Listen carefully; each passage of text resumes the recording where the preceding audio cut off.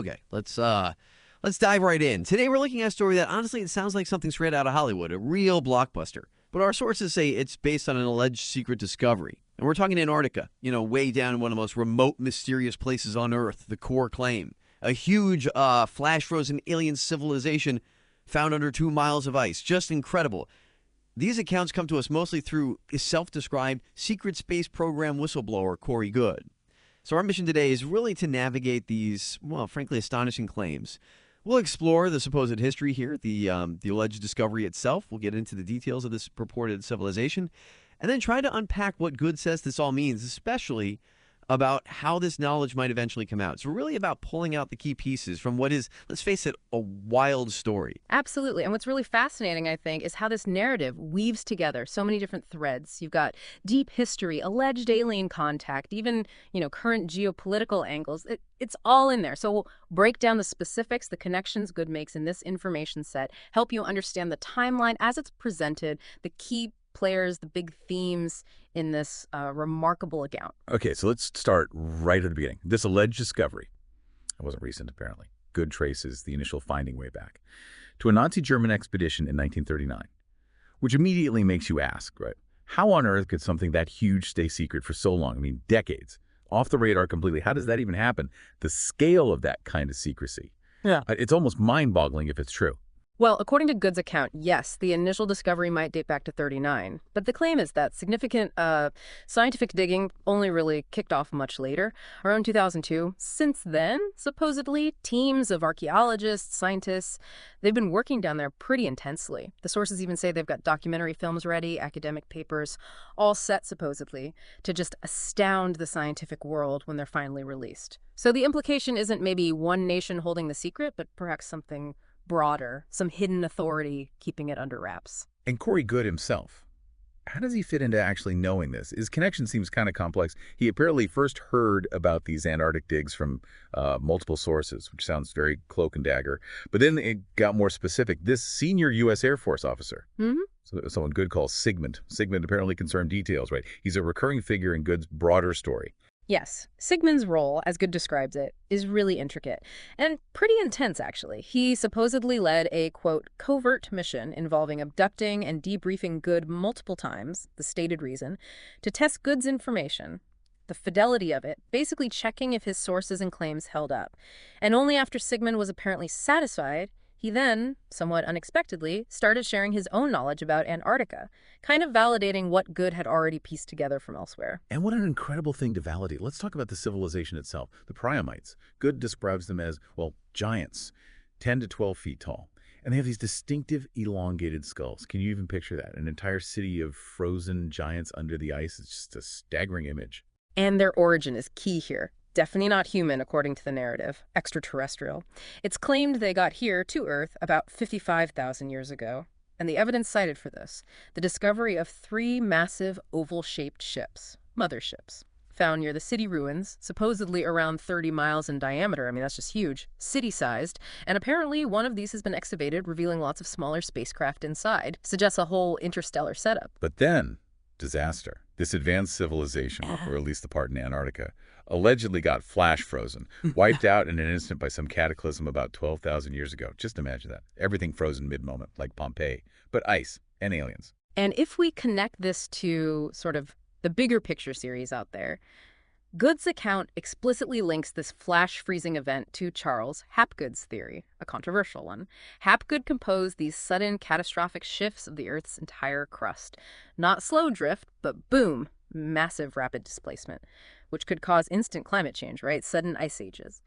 So Goode's narrative presents the Antarctic event as, quote, disturbing confirmation of this pole shift idea. It's a bold claim, linking this alleged discovery to a fringe geological theory. Okay, wow. So flash-frozen alien giants, ancient pole shifts, secret Nazi findings.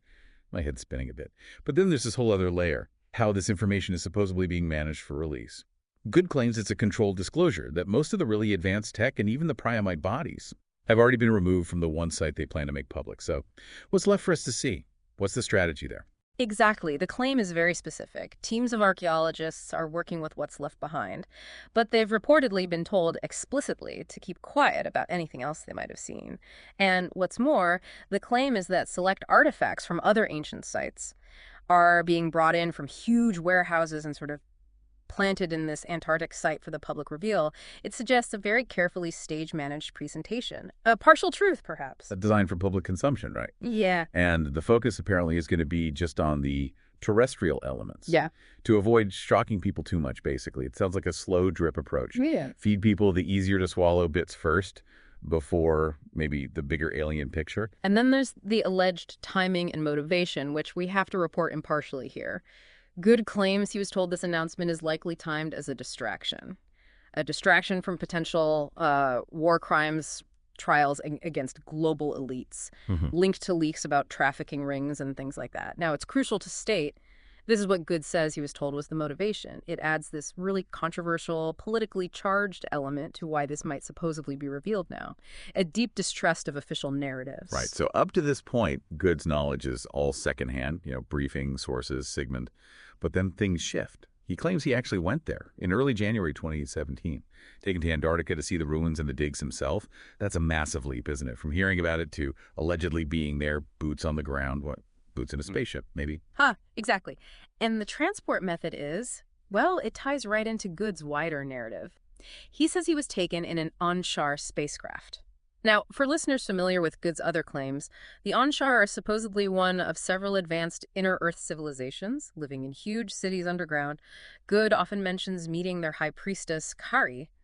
So this trip firmly nests the Antarctica story within that whole complex cosmology of inner-Earth beings he describes. And he didn't go alone, right? This wasn't just Good in the Anshar. He says Kari was there, the priestess, and Gonzalez, who Good describes as a U.S. Navy lieutenant commander, but also a liaison for a, get this, Mayan secret space program. Yes, that's another layer of Good's narrative, merging ancient cultures with advanced tech and space travel. Plus 2 other reps from different inner-Earth groups. It sounds like quite the delegation. And Good says this Anshar craft took them into a part of the ruins that hadn't been excavated yet, which is key, because it was supposedly untouched, pristine, and what he reportedly saw there was pretty grim. Bodies twisted and contorted, frozen solid in panic, which suggested to him that whatever happened, it was totally unexpected. A sudden, catastrophic event. It paints this vivid, rather horrific picture of a civilization caught completely off guard. And his observations there. Yeah. So this is where it gets really interesting about the Priamites themselves, maybe. He said they looked very thin, which made him think maybe they evolved somewhere with lower gravity. That was his speculation, yes. But he also saw other bodies, normal-sized humans, but some had short tails, and others had elongated skulls like the Priamites, but human-sized. What's that about?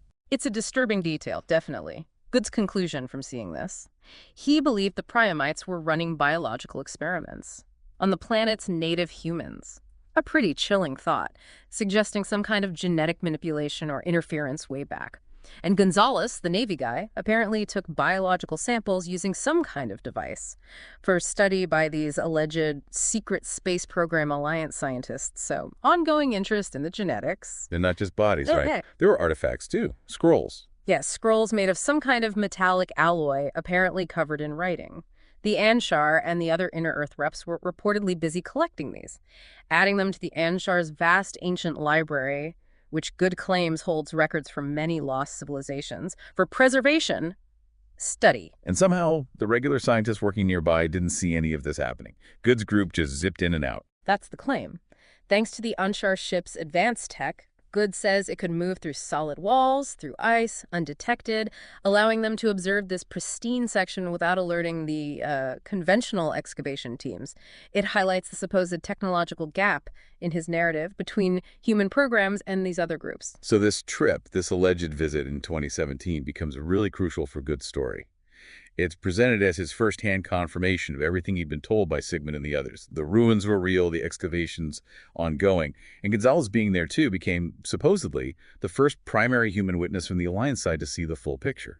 And it's worth adding, the sources often point to circumstantial evidence around that time, trying to bolster the idea that something big was happening in Antarctica. They mentioned this series of high-profile visits in 2016. You had John Kerry, Buzz Aldrin, Patriarch Kirill of the Russian Orthodox Church, all making trips down there. Now, Obviously, that's not proof of frozen aliens, but it's presented within the narrative as, unusual activity suggesting something significant was drawing global attention to the continent. So let's try and wrap our heads around this. What does it all potentially mean? We've walked through this incredibly layered, complex set of claims. It's really extraordinary stuff. Secret Nazi finds, giant aliens, pole shifts, government cover-ups, political distractions. It's a narrative that just pushes against conventional reality at every single point, the sheer scope. It's hard not to be, well, a bit blown away by the audacity of it all. It does raise a fundamental question, doesn't it? Even setting aside the question of proof for a moment. The existence of such a detailed, sprawling narrative like this highlights how much we don't know, or suspect we don't know, about our past, about the universe. It's almost a modern myth in the making, tapping into deep-seated questions about origins and hidden powers. It's definitely a powerful reminder to question our assumptions, I think, and to consider how stories about secret knowledge get built and spread. Absolutely. It definitely makes you pause and think. What secrets could be locked under all that ice? And how would finding something truly paradigm-shifting actually change things, our history, our place in the universe? So here's something to really chew on.